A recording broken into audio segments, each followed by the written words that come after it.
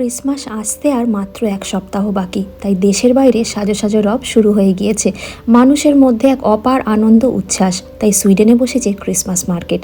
আজ আমার বাড়ির সামনে শপিং মলটার ভিতরে যে ছোট্ট ক্রিসমাস মার্কেটটি বসেছে সেটিই আপনাদের সঙ্গে শেয়ার করছি। প্রথমে ঢোকার মুখে ছোট্ট একটি গেট, যার মধ্যে কোনো রকম কোনো জাঁকজমক নেই, বরং লেখা রয়েছে ইউল মর্কনাথ ই নর্স্টান। মলটার নাম যেহেতু নর্স্টান, আর ইউল মর্কনাথ কথার অর্থ হলো ক্রিসমাস মার্কেট। আর প্রথমে ঢোকার মুখেই সুন্দর একটা ফুলের দোকান, যেখানে গোছা গোছা বিভিন্ন রকমের টাটকা গোলাপ, তার সাথে পাওয়া যাচ্ছে বিভিন্ন রকম কালারের টিউলিপ। এখানকার মানুষ উৎসবের সময় ঘর সাজাতে খুব পছন্দ করে, আর সেটার মুখ্য চরিত্রে থাকে বিভিন্ন রকমের টাটকা ফুল। এখনও এই দেশের মানুষ গ্রিটিংস কার্ডের প্রথাটিকে ধরে রেখেছে, তাই ক্রিসমাস আর নিউ ইয়ারের সময় বিভিন্ন রকমের গ্রিটিংস কার্ড এখানকার দোকানে আপনি দেখতে পাবেন। পরবর্তী দোকানটি ছিল বিভিন্ন রকমের ড্রাই ফ্রুটসের। ক্রিসমাসের সময় যেহেতু কেক তৈরি করা হয়, তাই ড্রাই ফ্রুটসও নেওয়া বাধ্যতামূলক। দোকানটি এত হরেক রকমের ড্রাই ফ্রুটস বিক্রি হচ্ছিল, চোখ টানতে বাধ্য। এটা ছিল আমাদের মেয়েদের সবচেয়ে পছন্দের দোকান। ছোট ছোট কানের আর গলার হার বিক্রি হচ্ছিল। ক্রিসমাসের সময় কিন্তু এই সসেজ এবং তার সাথে চিজটা কিন্তু খুব মুখ্য ভূমিকা প্রদান করে, তাই এখানে বিভিন্ন রকমের সসেজ এবং চিজ বিক্রি হচ্ছিল।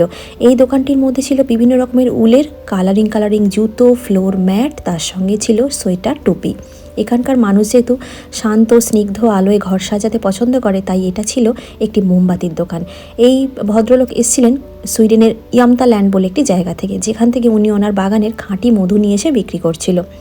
হ্যাফথর্নস গ্লোব, এই গ্লোবটা খুব মুখ্য ভূমিকা প্রদান করে এবং ঐতিহ্যবাহী একটি সুইডিশদের ব্যবহৃত গ্লোব, যেটা নন অ্যালকোহলিক একটি ড্রিঙ্ক এবং হ্যাফটর্নস নামে একটা উজ্জ্বল গাঢ় কমলা রঙের ফল দিয়ে তৈরি করা হয়, যার মধ্যে লবঙ্গ, এলাচ, দারচিনি মেশানো থাকে।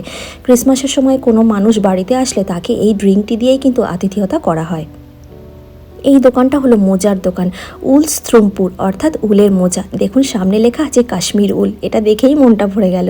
এটা ছিল খুব সুন্দর একটা ছোট্ট চকলেটের দোকান, কি অপূর্ব লাগছে না দেখতে। আর এটাও ছিল ছোট ছোট হার, কানের দুলের দোকান।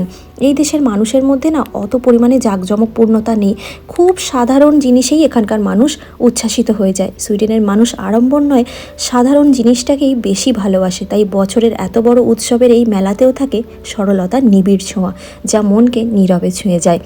যেহেতু এখন বাইরে প্রচণ্ড বৃষ্টি, তাই আরেকটা যে ক্রিসমাস মার্কেট বসে, যেটা পুরনো ঐতিহ্যবাহী, সেটা এখনও পর্যন্ত কভার করতে পারিনি, কারণ প্রচণ্ড বৃষ্টির জন্যে ওই মার্কেটটায় গিয়ে উঠতে পারিনি। তাই বাড়ির সামনে ছোট্ট এই মার্কেটটাই আপনাদের সঙ্গে একটু শেয়ার করলাম।